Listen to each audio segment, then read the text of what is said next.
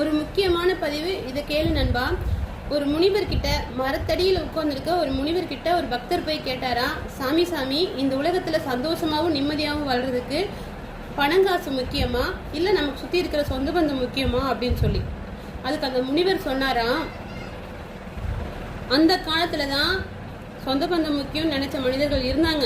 இந்த காலத்துல அந்த மாதிரி மனிதர்கள் நான் ஒருத்தர் கூட சந்திக்கல. எல்லாருமே பணங்காசு இருந்தா மட்டும்தான் நம்மளை தேடி வர்றாங்க, நம்மளை சுத்தி இருக்காங்க. அந்த பணங்காசு நம்ம கிட்ட இல்லைன்னா நம்ம சொந்த பந்தம் மாதிரி யாராவது நம்மளை விட்டு தூரமா 100 அடி தள்ளி போய் நின்னுக்குவாங்க. ஏன் 100 அடி தள்ளி போய் நிக்கிறாங்க? உங்ககிட்ட ஏதாவது உதவி கேட்டுருவாங்க, பண உதவி கேட்டுருவாங்க. அப்படியே அந்த ஒரு காரணத்துக்காகவே உன்னை விட்டு தூரமா போய் நின்றுவாங்க. நீ அப்படியெல்லாம் யோசிக்காத. இந்த காலத்தை பொறுத்த வரைக்கும் உங்ககிட்ட கை நிறைய பணம், உன் பொட்டி நிறைய பணம், உன் பீரா நிறைய பணம் இருந்தா மட்டும்தான் உன்னை சொந்த பந்தம் உங்ககிட்ட வந்து நிற்கும். எதுக்காக? அவங்களோட தேவைகளுக்காக உங்ககிட்ட பணம் வாங்கறதுக்கும் உங்களோட உதவி கேட்கறதுக்கும் வந்து நிற்பாங்க. நீ ஒருத்தர்கிட்ட உதவி கேட்டு போய் நிக்கிற மாதிரி இருந்தா அந்த சொந்த பந்தங்களும் சரி, அந்த சூழம் இருக்கிறவங்களும் சரி, உன்னை விட்டு 100 அடி தள்ளி போய் நிற்பாங்க. இந்த காலத்துல பணங்காசு தான் முக்கியம், சொந்தக்காரன் முக்கியம் இல்ல. அந்த பணங்காசு உங்ககிட்ட இருந்ததுன்னா சொந்த பந்தம் கூட உங்க கூட ஒட்டிட்டு உன்னை விட்டு எப்பவுமே போக மாட்டாங்க. அவங்களோட தேவைகள் பூர்த்தி பண்றதுக்கு அந்த பணம் தேவைப்படுது, அதனால உங்க கூட இருப்பாங்க.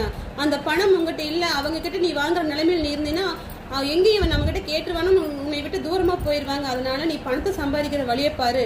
நேர்மையாகவும் நல்ல ஒழுக்கத்தோடையும் பணம் சம்பாதிக்கிற முயற்சி பாரு. நீ பணம் சம்பாதிச்சு உன் கை நிறைய, உன்னோட பெட்டி நிறைய நீ பணம் வச்சிருந்தீங்கன்னா நீ வேண்டான்னு நினைக்கிற சொந்தம் கூட உன்னை விட்டு போகவே போகாது. பணம் காசு இல்லைன்னா நம்மளுக்கு யாருமே இல்லையே, நமக்கு எந்த உறவும் இல்லையே நீ நினைச்சு அழுதுட்டு இருப்ப.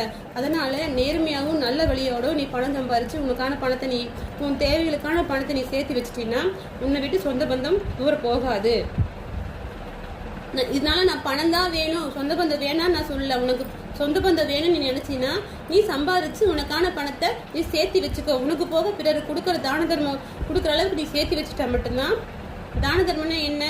இல்லாதவங்களுக்கு உதவி பண்றது மட்டும் தான தர்மம் இல்லை. நம்ம கூட இருக்கிறவங்களுக்கும் சரி, நம்ம சொந்தக்காரங்களுக்கும் சரி, நம்ம அவங்க தேவையை நம்ம பூர்த்தி பண்ணணும். எதுவா இருந்தாலும் பூர்த்தி பண்ணணும். அப்ப நம்ம எல்லா தேவையும் பூர்த்தி பண்றது என்ன? நம்ம கிட்ட இருக்கிற பணம். அந்த பணம் நம்ம கிட்ட இல்லைன்னா இவங்கிட்ட போனா எந்த யூஸுமே இல்லை, இவங்க கிட்ட போனா எந்த யூஸுமே இல்லை. இவங்களுக்கு நம்ம பார்க்க போகணும்.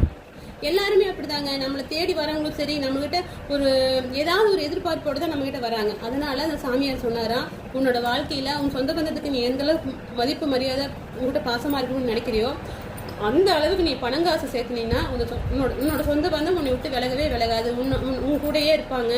அதனால நீ நேர் வழியிலே நல்ல ஒழுக்கத்தோட பணம் சம்பாதிக்கிற முயற்சி பாரு. சொந்த பந்தம் உன்னை விட்டு எங்கேயும் போகாது அப்படின்னு சொல்லி அந்த பக்தர்கிட்ட அந்த சாமியார் சொன்னாராம், முனிவர் சொன்னாராம். இது உங்களுக்கு